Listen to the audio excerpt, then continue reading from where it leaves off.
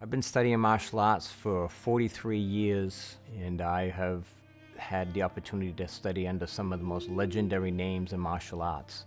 Today I teach Jeet Kune Do, Filipino martial arts, Boxe Français Savate, Penjok Silat, Karl Gotch's submission wrestling system, and Muay Thai. I teach it from ground up. I teach it from A to Z, and I teach the sport style of it, or I teach the traditional side of it, and I also teach the historical lineage part of it as well.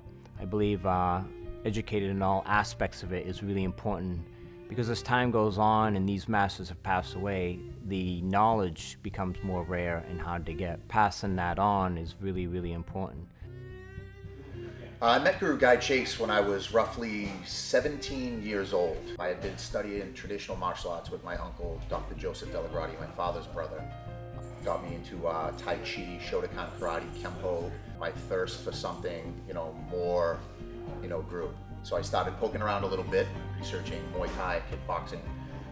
That was truly what I was looking for at the time, finding Guy Chase. So I noticed that he taught Thai boxing, Muay Thai, the art sport of kickboxing in Thailand. Guy Chase was very unique in the fact that he was just so well-rounded and knew so many different styles that this is the guy that I needed to learn from. So I started studying Thai boxing with Guy Chase, and slowly but surely uncovered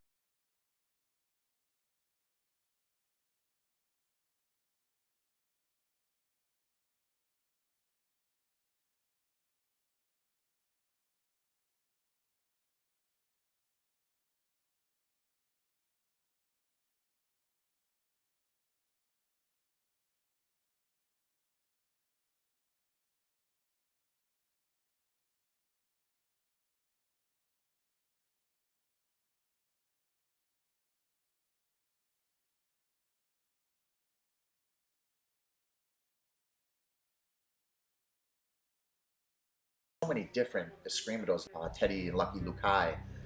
Just at the time, these were the leading authorities of the Filipino martial arts, not just here in the States but abroad. And Guy had his hands on these people and trained with them directly. It wasn't like he learned from somebody who learned from somebody who learned from these guys. Yeah, it's the direct lineage.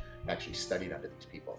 In terms of Silat, he studied so many different styles of Silat. Mafalindo Silat, which is Guru Dan Inosanto's system, Malaysian, Filipino, Indonesian Silat.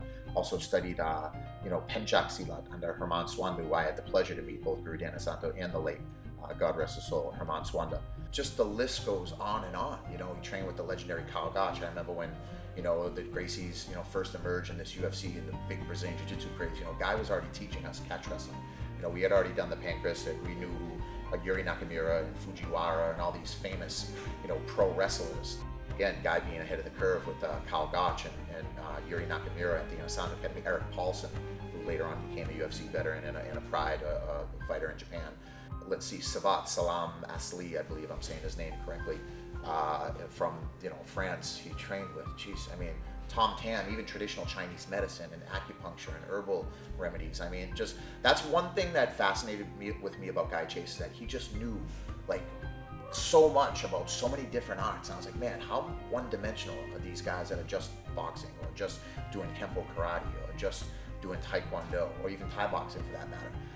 And this is right around the time when mixed martial arts was starting to flourish.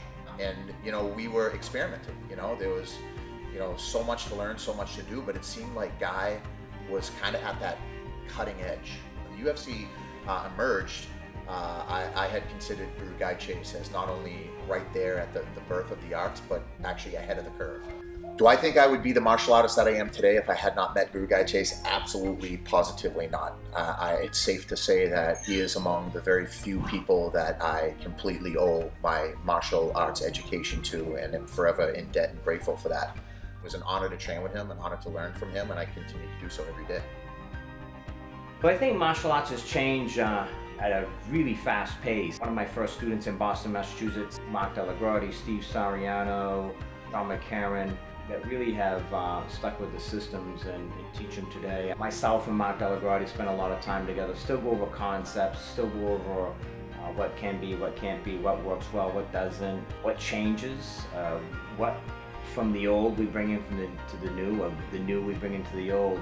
I personally, as like Karl Gotch told me one time, nothing new is under the sun. So it just really is the same stuff, just being revolutioned over again. It's to me the arts have changed obviously from the impact of the MMA. I think that we're seeing fighters, definitely get better, perform better. I think that we're seeing material get diluted a little bit. I don't think we're seeing a lot of material get passed over, and that's because there's not a lot of people that know the material on a full level. They learn material on pieces and bits and pieces and then put it together. That can be good and that can be bad as well. So I think we're starting to see, or we have seen a lot of schools open, we see a lot of schools closed, but we see a lot of people put things together that's just bits and pieces, and I'm not sure if that's always the best. I think it takes a lot of years to really understand the systems well enough to deliver them, and then if you can deliver them, and when you do deliver them, can you put it in a fashion so each person or a fighter or person that studies martial arts, health condition-wise or self-defense-wise, can use it to their advantage. So I think that to me is a key point in teaching and understanding the systems. Because today we have many martial arts schools, but we don't have a lot of the knowledge in those schools. We have bits and pieces of the knowledge, but we don't have a lot of the knowledge that was formulated from A to Z. And I think that's really important to teach or discover so they can have a broad perspective of how the art can move or its fullest potential.